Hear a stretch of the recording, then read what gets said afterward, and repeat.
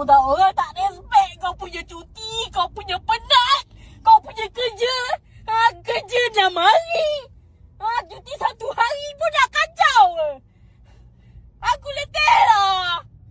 Kau bagi kerja. Kau dengar sini lah perempuan. Kau bagi kerja last minute lah kau tahu.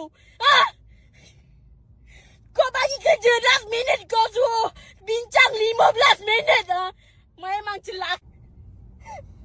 Aku nak ada jam lagi.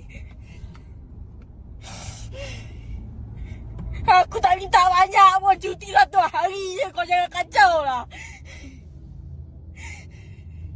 Aku letih lah. Aku letih. 1 hari pun kau nak kacau. Tak cukup lagi apa orang bagi. Sampai tak cuti, rehat pun tak ada.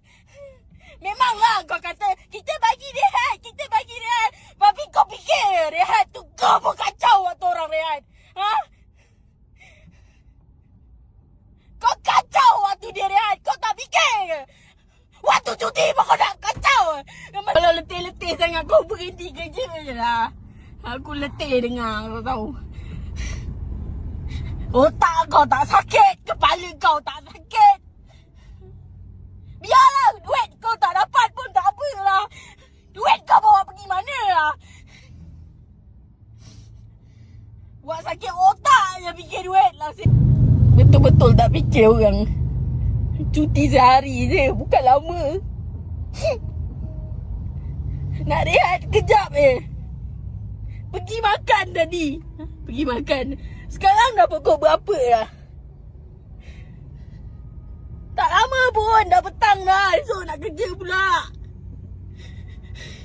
Bukan minta seminggu cuti, 1 hari je. Pun nak kacau.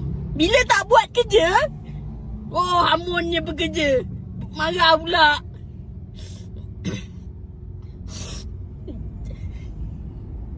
Itulah.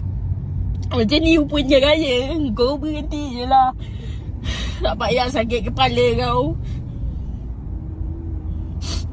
Biarlah gaji tak banyak pun tak sakit kepala. Kau gaji banyak pun sakit kepala. Gaji habis, bayar itu bayar ini habis juga. Bolehnya tiket juga.